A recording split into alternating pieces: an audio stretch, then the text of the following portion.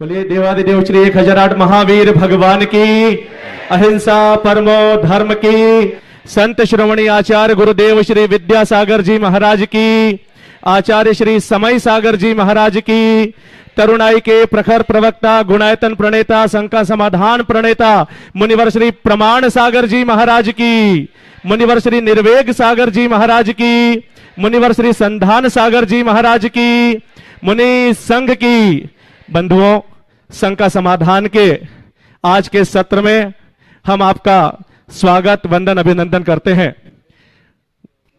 पारस channel, जिनवाणी channel और प्रामाणिक app के माध्यम से जो भी आज के इस कार्यक्रम के सत्र को देख रहे हैं उन्हें सूचित कर देना चाहता हूं कि आचार्य ज्ञान विद्यासागर की ये लहरें सम्मेद शिखर जी की तलहटी गुणायतन से बहते हुए और जनमानस के आत्मपटल को तृप्त करते हुए नगर हाट पिपलिया में आ पहुंची है और यहां से ये लहरें पूरे इंदौर शहर को भिगाने के लिए यह प्रामाणिक संत द्वारा प्रमाणित हो चुका है कि 4 माह तक इंदौर नगर इस धारा में अविरल ज्ञान की गंगा में डुबकी लगाकर अपनी आत्मा को तृप्त करेगा। और ये अविरल धाराएं दिनांक 17 जुलाई की प्रातःकालीन वेला में उदयनगर मंदिर से एक भव्य आगवानी के रूप में इंदौर के लिए नगर प्रवेश करेंगी और ठीक उसके 4 दिन के बाद 21 जुलाई को पूज्य श्री का वर्षा योग कलश स्थापना का कार्यक्रम दोपहर की बेला में इंदौर में ही होगा। समय समय पर आपको और भी आगे कार्यक्रम की सूचना दी जाती रहेगी और आज के सत्र को पूज्य मुनि श्री संधान सागर जी तक पहुंचाने के पूर्व आपसे पुनः निवेदन करता हूं, अपने हाथों को जोड़ें और पूज्य मुनि संघ के चरणों में पहुंचकर आशीर्वाद ग्रहण करें और फिर शंका समाधान के सत्र को प्रारंभ करेंगे। बोलिए हे गुरुदेव नमोस्तु नमोस्तु नमोस्तु। और पूज्य मुनि श्री संधान सागर जी महाराज के चरणों में बारंबार विनय करते हैं कि शंका समाधान के सत्र को आप गति प्रदान करें। नमोस्तु मुनिवर, नमोस्तु मुनिवर, नमोस्तु मुनिवर। आज का यह सत्र अपन प्रारंभ करते हैं धर्म नगरी हाट पिपलिया में और पहले प्रश्न के लिए मैं आमंत्रित कर रहा हूं नवविवाहित युगल आस्था आकाश बाछल। वे अपना प्रश्न पूज्य महाराज श्री जी चरणों में रखेंगे और उसके बाद में तैयार रहेंगे अपूर्व सत भैया जी जो गुणायतन के ट्रस्टी हैं। नमोस्तु श्री जी, नमोस्तु। श्री एक पंक्ति है, डिग्रियां तो तालीम के खर्चों की रसीदें हैं, इल्म तो वह है जो फिर से बोलिए। महाराज श्री एक पंक्तियां हैं कि डिग्रियां तो तालीम के खर्चों की रसीदें हैं, इल्म तो वह है जो किरदार में झलकता है। कृपया आशय स्पष्ट कीजिए। बहुत अच्छी बात। डिग्रियां तो तालीम के खर्चों की रसीदें हैं, इल्म तो वह है जो किरदार में झलकता है। आपने पूछा, मैंने 2 दिन पहले ही इस संदर्भ में अपना प्रकाश डाला है कि डिग्री से बड़ा अनुभव है। समझिए, डिग्री सीमित है, एक्सपीरियंस का अपना रोल होता है। 2 दिन पहले मैंने विस्तार से चर्चा कर ली है, इसलिए उसकी पुनरावृत्ति उचित नहीं समझ। अपूर्व जी सत भैया गुणायतन ट्रस्टी अपना प्रश्न रखे हैं और उसके बाद में तैयार रहेंगे अदिति जी छाबड़ा हाट पिपलिया। नमोस्तु भगवान। जंगलों को बचाने के लिए, कटने से बचाने के लिए जिस रास्ते से जाया जाता है वह रास्ता भी जंगलों और पहाड़ों को काट के ही बनाया गया है। अब इसमें कौन सही है कौन गलत है, इस पर थोड़ा मार्गदर्शन दें। और क्या हमको देश समाज और धर्म में जो लोग कई बार गलत कार्य करते हैं उनकी अपेक्षा करना चाहिए कि उनका साथ देना चाहिए? जंगलों को बचाने के लिए जिस रास्ते से जाया जाता है वो रास्ता भी जंगलों को काट कर बनाया गया है। बहुत अच्छा वाक्य आपने कहा है। आपने कहा देश धर्म और संस्कृति को बचाने के लिए कई बार कुछ लोग गलत रास्ते पे भी चले जाते हैं। 4 वाक शब्द कहूँगा। Destruction for construction, construction for construction. फिर से बोलता हूँ, construction for construction, destruction for construction, construction for destruction और डिस्ट्रक्शन फॉर डिस्ट्रक्शन, चारों स्थितियां हैं। इनमें शुरू की दो अनुकरणीय, बात की दो वांछनीय नहीं। कंस्ट्रक्शन फॉर कंस्ट्रक्शन सबसे अच्छी बात, लेकिन कई बार डिस्ट्रक्शन फॉर कंस्ट्रक्शन भी करना पड़ता है। अगर हम कंस्ट्रक्शन नहीं कर रहे तो काम भी नहीं बनेगा। डिस्ट्रक्शन हो रहा है, लेकिन किसके लिए? अगर ऐसा रास्ता है जो जंगलों को बचाने के लिए सहायक बन रहा है तो हमारे लिए उपयोगी। किसी भी कृत्य को करने से पहले उसके उद्देश्य को सामने रखकर चलना चाहिए। सद उद्देश्य से भरकर यदि कोई काम किया जाता है, उसमें यत्किंचित त्रुटि भी हो जाए तो वो क्षम्य होती, लेकिन गलत उद्देश्य से कितना भी रचनात्मक काम किया जाए वो त्रुटिपूर्ण होता है। तो डिस्ट्रक्शन फॉर कंस्ट्रक्शन चलेगा, पर कंस्ट्रक्शन फॉर डिस्ट्रक्शन कभी नहीं चलेगा। कंस्ट्रक्शन फॉर कंस्ट्रक्शन सर्वोत्तम, पर डिस्ट्रक्शन फॉर डिस्ट्रक्शन तो बिल्कुल नाम लेने योग्य भी नहीं। तो ये चारों बातों को ध्यान में रख करके चलिए। मैं समझता हूं उत्तर मिल गया होगा दोनों प्रश्नों का। नमोस्तु भगवान, नमोस्तु।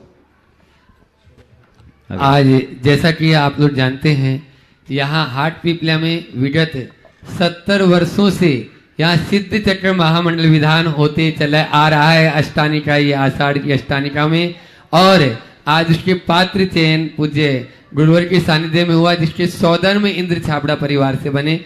उसी परिवार से अदिति छाबड़ा एक साथ खड़े हो जाएंगे सभी परिवार वाले, और वो अपना प्रश्न पूज्य महाराज श्री जी चरणों में रख रहे हैं। उसके बाद में यहाँ एक प्रश्न आया कि हाटपिपल्या नगर की सभी बहन बेटियों की ओर से, सभी बहन बेटियां एक साथ खड़ी हो जाएगी, वो प्रश्न कर लेंगी। ओ नमोस्तु महाराज श्री। जब हम साइकिल चलाते हैं, साइकिल से गिरते हैं तो हम बाइक चलाते हैं। जब हम बाइक से गिरते हैं तो हम कार में ट्रैवल करते हैं। अगर कार चलाते चलाते हार जाते हैं, कार चलाते चलाते हार जाते हैं तो फिर से व्हील साइकिल पे आ जाते हैं। तो क्या यही जीवन का सार है कि जहाँ से हम शुरू करते हैं वहीं पर आकर खत्म कर देते हैं? इसी का नाम तो चक्कर है। ऐसे ही एक आदमी एक रेस्तरां में गया, नशा में था, उसने पानी मंगाया। वेटर ने पानी लाकर टेबल पर रख दिया। उसने कहा पानी कहाँ है? बोले गिलास में। बोले गिलास कहाँ के? टेबल में। बोले टेबल कहाँ है? बोले होटल में। होटल कहाँ है? बोले मुंबई में। कि मुंबई कहाँ है? कि भारत में। कि भारत कहाँ है? कि एशिया में। कहा एशिया कहाँ है? बोले पानी में। कि पानी कहाँ है? कि गिलास में। ये चक्कर है, यही चलता है। इस सत्य को समझिए। चलिए एक ही। चलिए उसके बाद में सभी बहन बेटियां हाटपिपल्या वे अपना प्रश्न रख रही है। उसके बाद विजित जी पाटनी भोपाल जो गुणायतन की ट्रस्टी हैं, और उनके साथ में उनके जो परिवारजन यहाँ पर है, मामी जी वगैरह, वे भी सब एक साथ खड़े हो जाएंगे, प्रश्न एक ही करेंगे। बोलिए। हाँ शुरू करो। गुरुवर के चरणों में त्रिबार नमोस्तु नमोस्तु नमोस्तु। हे गुरुवर, हमें गर्व एवं अभिमान है कि हम इस नगर की बेटियां हैं, और हमें इस बात का भी बहुत गर्व है कि हमारी इस नगरी से 4 मुनिराज मोक्ष पद की राह पर चल रहे हैं। साथ ही हमें मुकेश भैया जी और चिद्रूप भैया जी जैसे भैया जी का सानिध्य इस समाज को मिल रहा है।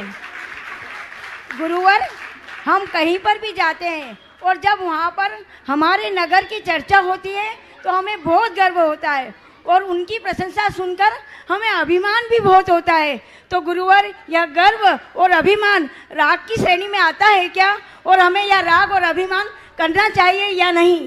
कृपया समाधान करिए। ये बात सुन के तो बहुत अच्छा लगता है, और इस अर्थ में आप लोग जरूर भाग्यशाली कि आपके नगर से 4 मुनिराज हुए और अन्य त्यागी भाई बहन हुए। निश्चित जिस नगर से ऐसा कोई निकलता है तो वो नगर गौरवान्वित होता है, और ये आपका राग भाव है। लेकिन मैं इतना कहूँगा, अभी दूसरों के निकलने से तुम्हें गर्व होता है, खुद निकलोगे तो तुम्हारी पूजा होगी। इसलिए अब खुद को निकालने की बात करो, रास्ता तो यही है। ओम एक की अनुमति। महाराज श्री विजित जी ओम एक महाराज एक। श्री इतनी सारी बेटियां हैं, एक प्रश्न तो और बनता है। चलो बोलो, मैं जल्दी। बड़नगर से आई हूँ।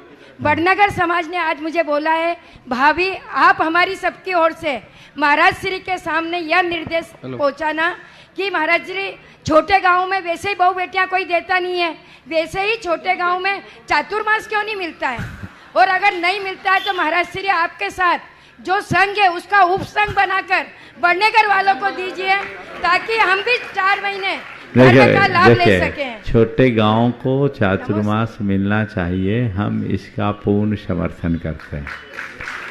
और जहाँ से चातुर्मास मिलते हैं वहाँ आप लोग अपना निवेदन करें। जहाँ तक हमारी बात है, आप हमारे लिए बांटने का काम अभी मत कीजिए, हमें बने रहने दीजिए तो भला ही। मैं तो ओम उपसंघ का आगे। बोल रही हूँ, ओम उपसंघ बना दीजिए। ओम। इंदौर वापस आपका पास होने के बाद आएगा वक्त। चलो आगे बोलो। विजित जी पाटनी भोपाल ट्रस्टी तीनों मुनिराजों के चरणों अपना में प्रश्न रखें और उसके बाद में श्रीमती उर्मिला जी कासलीवाल हाट पिपलिया। तीनों मुनिराजों के चरणों में 3 बार नमोस्तु नमोस्तु नमोस्तु। एक शामी शुल्लक जी, एक शामी अलग जी। गुरुदेव, ये मैं तो बहुत प्रश्न आपसे पूछता रहता हूँ, आप चढ़ भी जाते होंगे मुझसे पर मेरी आज नयों को मौका दे दे तो ज्यादा फायदा में रहेंगे। मैंने कहा था कि मैंने कहा पूछ लो। हाँ। ये आप पूछो। मैं इंदौर से पुष्पा टोंगिया, मेरी ननन का क्वेश्चन है, उनके बिहाव पे मैं पूछ रही हूँ। हाँ। सुधा पाटनी, हाँ। भोपाल। मंगल का अर्थ होता है कि जो सुख को गलाए, तो भगवान के सुख को लाए और मंगल को गलाए, पाप को गलाए। हाँ बोलो। हाँ, भगवान के 8 मंगल द्रव्य और लौकिक के मंगल द्रव्य कुंवारी कन्या, पीली सरसों का दाना, वंदनमाला, छत्र, उत्तम जाति का घोड़ा आदि 8 मंगल किस प्रकार से मंगल कहे गए हैं? इनमें मंगलपन कैसे घटित होता है? देखिए, बहुत अच्छा सवाल। हमारे देश में मंगल का बड़ा महत्व है, हर कार्य में मंगल होता है। अभी चातुर्मास में भी मंगल कलश रखने की बात।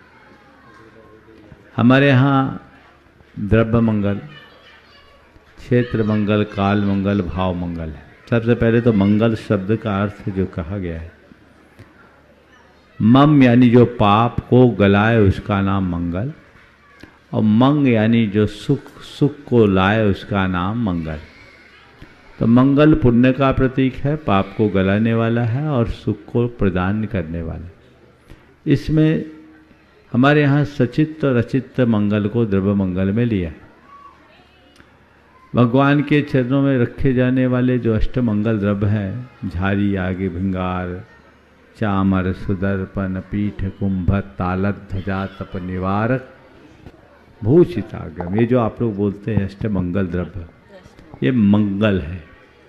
इसी तरह अचित्त मंगल में घोड़ा, सचित्त मंगल में घोड़ा, कुंवारी कन्या आदि को मंगल बताया।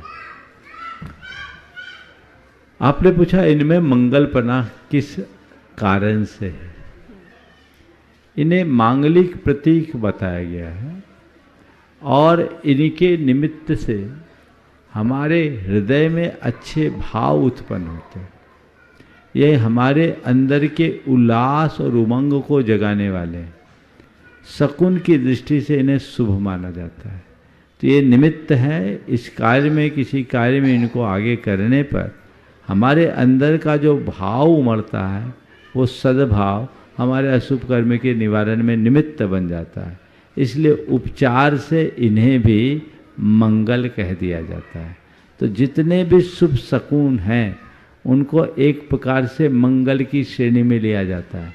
तो उसके कारण नहीं हुआ, किसी कन्या ने मेरा कल्याण नहीं किया, किसी घोड़े ने मेरा उत्थान नहीं किया, किसी इस अष्टमंगल को हमने रखा उसने मेरे पाप को नहीं गलाया, वो एक बाहरी निमित्त है, उस निमित्त के प्रताप से अंदर नैमित्तिक बनता है। तो बहुत सारे शुभ प्रतीकों को जो हम लोग अपने घरों में, आप लोग अपने घरों में रखते हैं, अपने साथ रखते हैं, उसका निमित्त नैमित्तिक संबंध है और उसे उसी अर्थ में लेना चाहिए। यथार्थतः देखा जाए तो भाव मंगल ही मंगल है। गुरुदेव, मेरा निवेदन है कि कुंवारी कन्या को लिया है तो क्या कुंवारे लड़के को नहीं ले सकते हैं क्या? बहुत अच्छा सवाल। लड़के उस लायक है ही नहीं। लड़कियों के लिए उभय कुल विवर्धनी बताए, उसका शील संयम मांगलिक होने का प्रतीक है। और देखो कुंवारेपन का प्रभाव क्या होता है।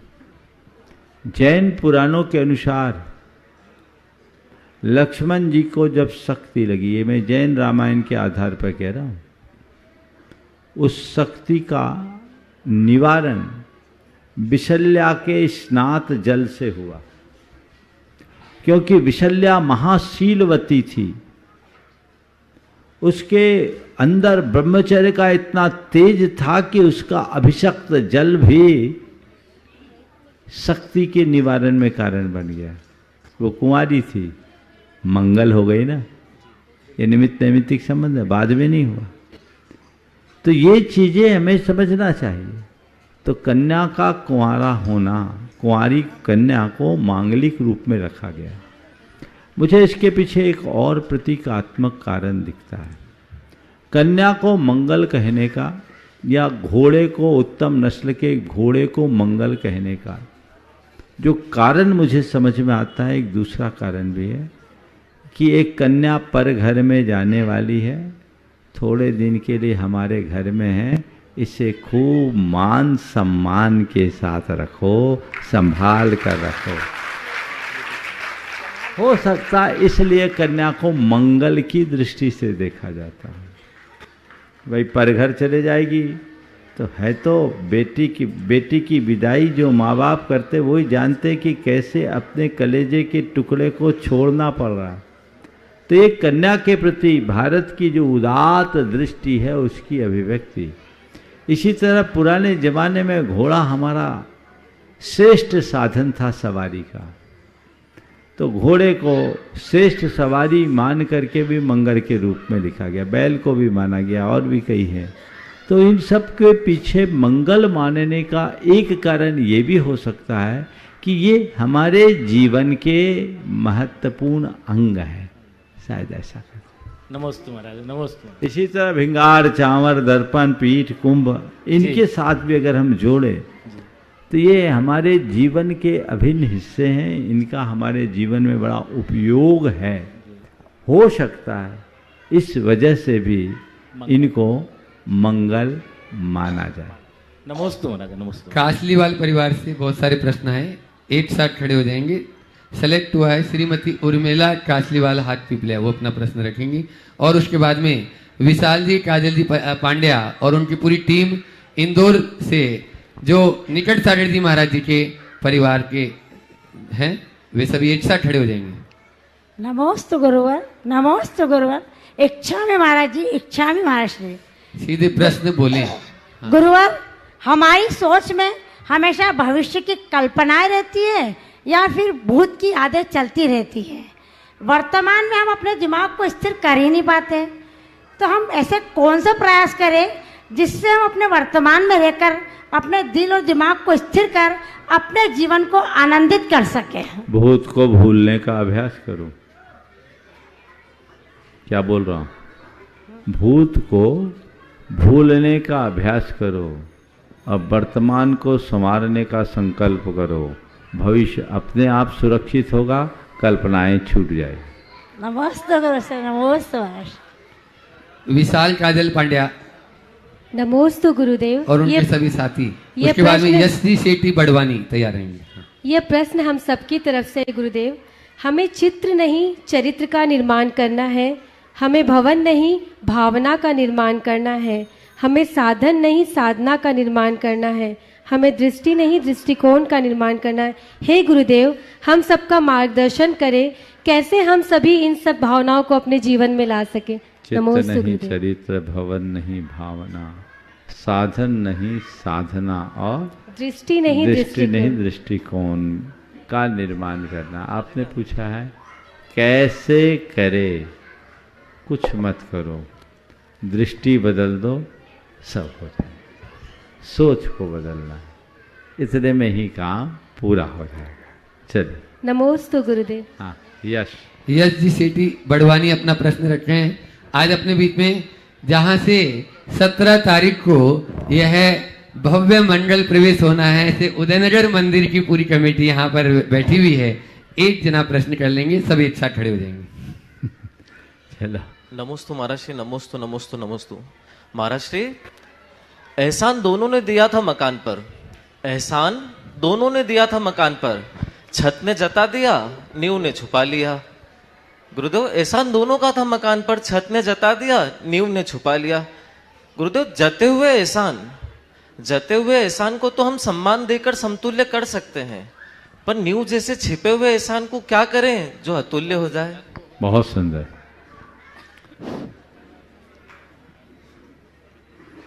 साथ दोनों ने दिया मकान का, छत ने जता दिया, नींव ने छुपा लिया।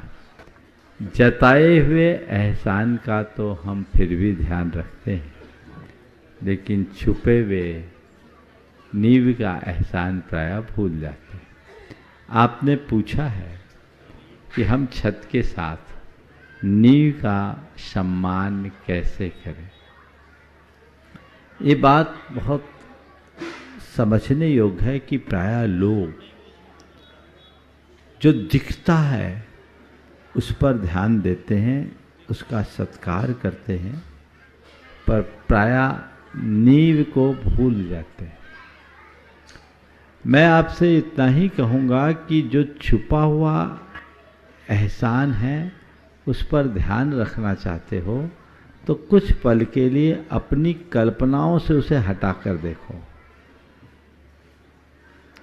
भवन के निर्माण में छत का स्थान है, लेकिन क्या बिना नींव के छत को स्थान है? अपनी कल्पना में थोड़ी देर के लिए किसी भी आलीशान मकान की नींव को हटाओ, देखोगे सब धराशायी हो गया। और जब वो धराशायी होता दिखेगा तो बचेगा क्या? तब पता लगेगा कि जिन पर हम एहसान जता रहे हैं उन पर जिनका एहसान है वो भले नीचे दबा हुआ है, वो उभर जाए तो सब उखड़ जाए, इसलिए हमें उसका भी एहसान कर मानना चाहिए। नमोस्तु गुरुदेव।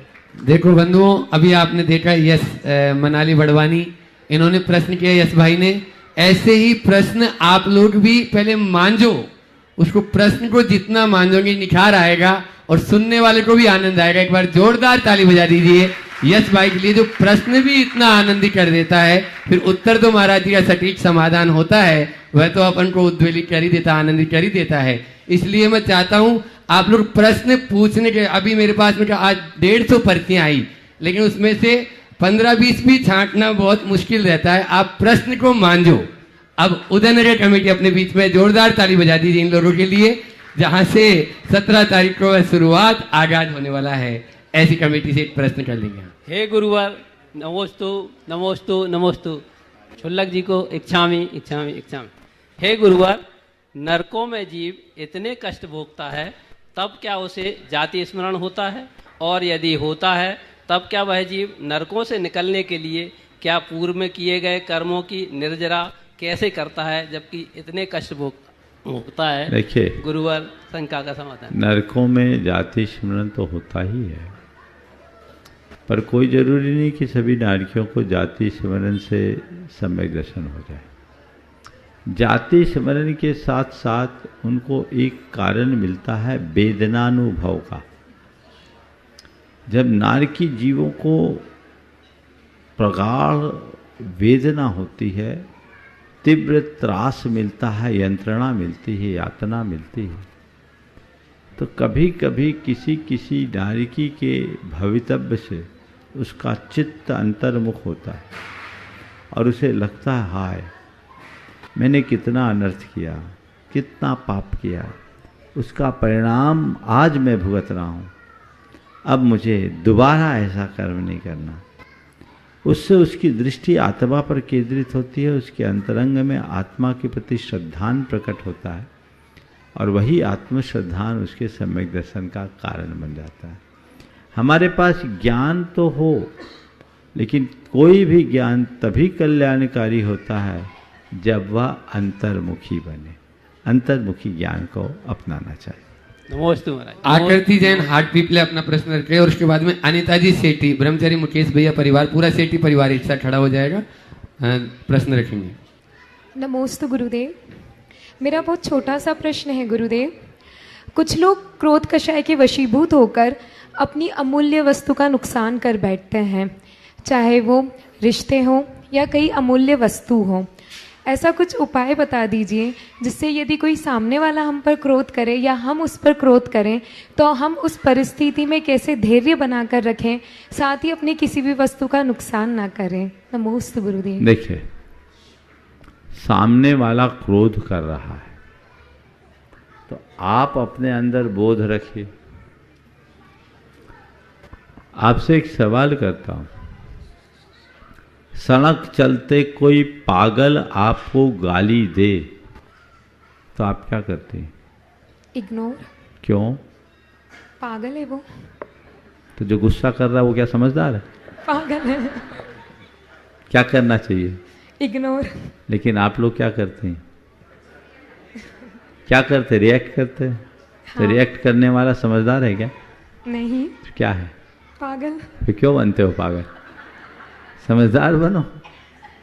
क्रोध के क्षण में बोध रखो, ये सोचो कि ये आपा खो बैठा है, मुझे समझदारी रखना है।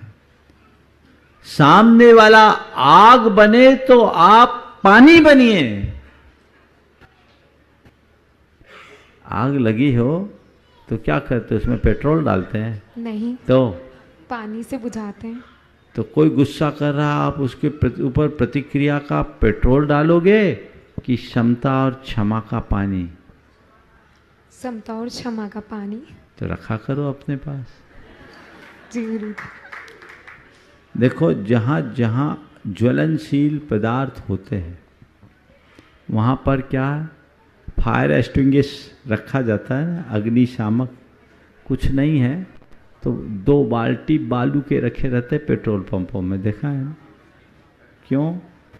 ज्वलनशील पदार्थ है। तो जिनके घर में ऐसे ज्वलनशील आइटम हो ना उनको अपने साथ सहनशीलता का पानी, क्षमा भाव की रेत रखनी चाहिए। आग लगे डाल दो, अपने आप ठंडा हो जाएगा, मन शांत होगा। अगर प्रतिक्रियाएं करेंगे तो आपकी हालत खराब हो जाएगी। फिर कोई व्यक्ति ऐसा है, प्रायः जो गुस्सैल लोग होते हैं, मैं अभी गुस्सा सहने की बात कर रहा हूँ, गुस्सा झेलने की, गुस्सा पर नियंत्रण करने की बात तो अभी करूँगा। कोई ऐसा गुस्सा करता है तो प्रायः देखा जाता है कि गुस्सा करने वाला जब ठंडा होता है तो पछताता है। पछताता है कि नहीं? पछताता है। तो ये सोच लो, अभी गुस्सा कर रहा है, थोड़ी देर बाद अपने आप ठिकाने आ जाएगा, टेम्परेरी, भूल जाओ। ये सोच लो, ये इसका नेचर है। एक अपार्टमेंट में एक युवा दंपति रहते थे, उनके फ्लैट से अक्सर हंसी की आवाज आती। कुछ लोगों को ये बड़ा विचित्र लगा, क्या मामला है, इनके घर में केवल हंसी की आवाज़ आती, इनमें खटपट नहीं होती क्या? बड़ी मुश्किल है, किसी की खटपट ना हो तो लोगों को बेचैनी हो। एक भाई से रहा नहीं गया, उसने एक दिन उससे पूछ लिया, क्या बात है भाई, तुम लोगों में बड़ा तालमेल दिखता है, खटपट नहीं होती क्या? जब देखो तुम्हारे फ्लैट से केवल हंसी की आवाज़ आती, केवल हंसी की आवाज़ आती। बोले हाँ। बोले क्यों आती? बोले इसलिए कि मेरी धर्मपत्नी बड़ी गुस्सैल है। बोले तेरी धर्मपत्नी इतनी गुस्सैल है तो इसमें हंसने का क्या राज है? बोले यही तो राज की बात है। धर्मपत्नी इतनी गुस्सैल है तो इसमें हंसने का क्या राज? बोले यही तो राज की बात है। बोले क्या? जब उसको गुस्सा आता है तो सामान उठा उठा कर मुझ पर फेंकती है। जब उस पर उसको गुस्सा आता है तो सामान उठा उठा कर वो मुझ पर फेंकती है, उसका निशाना लग जाता है तो वो हंसती है, और चूक जाता है तो मैं हंसता। तो निशाना लगे तो और निशाना चूके तो हंसते रहो, इग्नोर करो, और खुद के क्रोध पर नियंत्रण लाना चाहते हो, भावना योग कीजिए। और मुझे शांत रहना है, मुझे संयम रखना है। इस मंत्र को 108 बार दोहराइए, अपने रिंगटोन में इसे डाल दीजिए, अपने टेबल पर लिख के रख लीजिए, अपनी गाड़ी में लिख लीजिए, अपने कमरे में लिख लीजिए, अपने दफ्तर में लिख लीजिए। जब आपकी दृष्टि जाए केवल उस पर जाए, ताकि आपके सबकॉन्शियस में ये बात जम जाए और क्रोध का उभार आए, अंदर से आवाज आए, मुझे शांत रहना है, मुझे संयम रखना है। केवल 3 महीने लगातार करके देखिए, फिर आकर के अपना एक्सपीरियंस यहाँ शेयर कीजिए। आमूल चूल परिवर्तन देखने को मिलेगा। नमोस्तु। आज जिनको पूज्य गुरुवर की नवदा भक्ति करने का सौभाग्य प्राप्त हुआ, ब्रह्मचारी मुकेश भैया जी के परिवार, और अभी जो सिद्ध चक्र विधान हो रहा है उसमें भी श्रीपाल और मैना सुंदरी बनने का जो सौभाग्य प्राप्त किए हैं, अनीता जितेंद्र सेठी परिवार। नमोस्तु महाराज, नमोस्तु महाराज, नमोस्तु महाराज। आज आपके आशीर्वाद से मैना सुंदरी बनने का सौभाग्य प्राप्त हुआ। ऐसा इस विधान में क्या करें कि जैसा अटूट श्रद्धान मैना सुंदरी को कर्म सिद्धांत और प्रभु भक्ति पर था, वैसा हमारा भी हो जाए। नमोस्तु महाराज। रोज ये 2 पंक्तियों को दोहराओ। प्रभु चरण को छोड़कर रहे न जग की आस, प्रभु चरण को छोड़कर रहे न जग की आस, एक आप ही शरण हो ऐसा विश्वास। बस भगवान के सामने ये भावना भाते रहो, ये विश्वास घनीभूत होगा तो रास्ता अपने आप प्रशस्त हो। नमोस्तु महाराज, नमोस्तु महाराज। अपने बीच में ज्ञान सागर वृत्ति आश्रम से श्रेयांश भैया जी अपनी बात रख रहे हैं। श्रेयांश जो बड़े अच्छे कवि हैं, मुझे मालूम पड़ा इन्होंने सैकड़ों गीत रचे, और छुपा हुआ साधक, अच्छा साहित्यकार। मैं तो इसे बहुत छोटे से जानता हूँ। एक संघ में एक बटुक के रूप में आया था जब 13-14 साल का होगा, है ना, और आज एक अच्छे साधक के रूप में साधनारत है। मैं चाहता हूँ इसका एक गीत आप सबके मध्य प्रकट हो। ऊंची मंजिल के ऊपर बैठी छत को अभिमान था, ऊंची मंजिल के ऊपर बैठी छत को अभिमान था कि मैं फर्श नहीं हूँ। ऊंची मंजिल की छत पर बैठे उसको अभिमान था कि मैं फर्श नहीं हूँ। मैंने एक मंजिल बना दी, छत फर्श हो गई। सुंदर, बहुत सुंदर, बहुत सुंदर। जिनकी मंगल भावना उनका मंगल योग, जिनकी मंगल भावना उनका मंगल योग, गुरुवाणी ने हर लिया हर शंका का रोग। मैं गीत प्रस्तुत करता हूँ। हमने ली है प्रभु एक तुम्हारी शरण, हमने ली है प्रभु एक तुम्हारी शरण, इस जहां में कि कोई हमारा नहीं, हमने ली है प्रभु एक तुम्हारी शरण। ये बिनती है मेरी गुरु मान लो, अनाथों के दुखों को पहचान लो। ये बिनती है मेरी गुरु मान लो, अनाथों के दुखों को पहचान लो। तुम ही सब के अज्ञान को जान लो, तुम ही सब के अज्ञान को जान लो।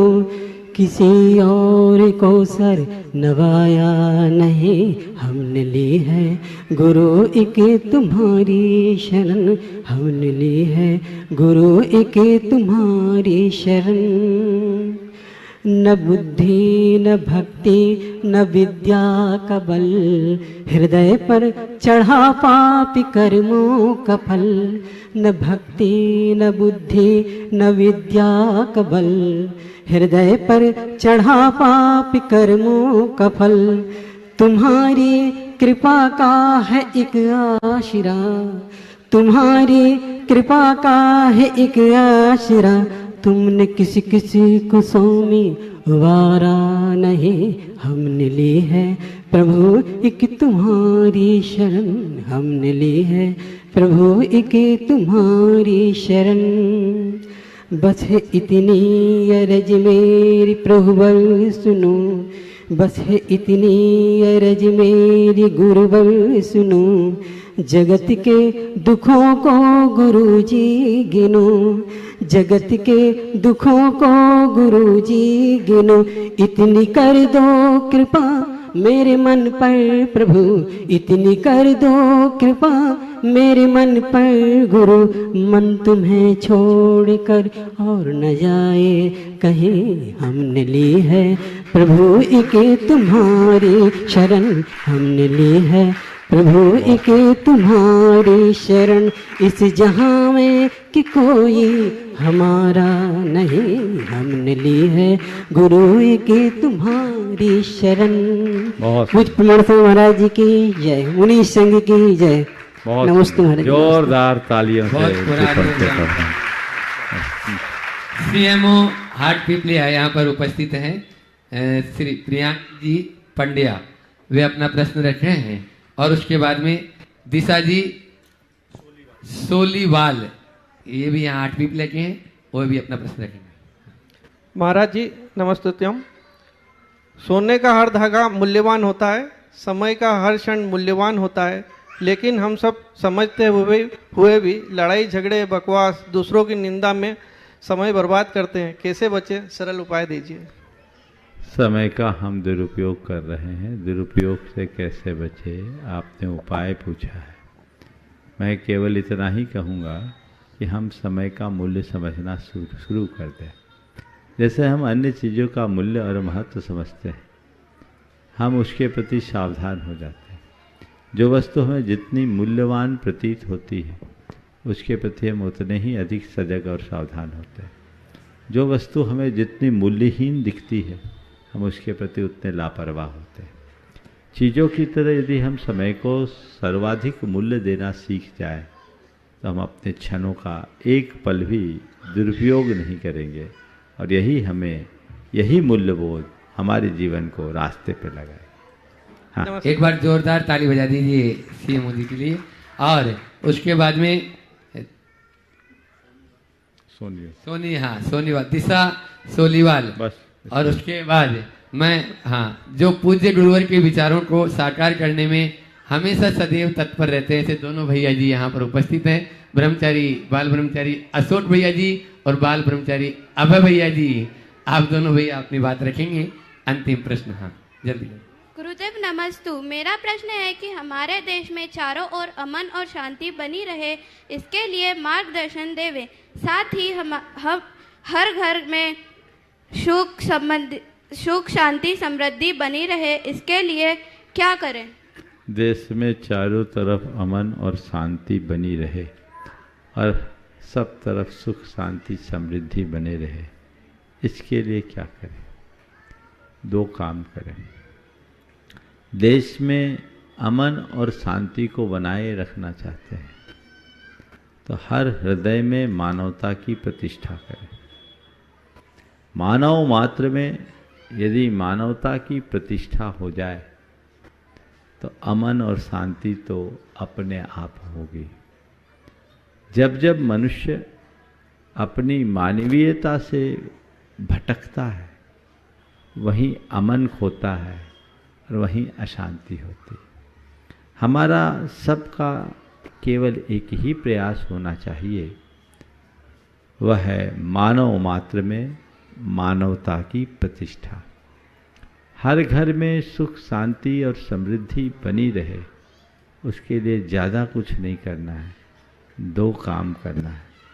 सुख शांति और समृद्धि अपने आप आएगी, वह है उदारता और सहनशीलता।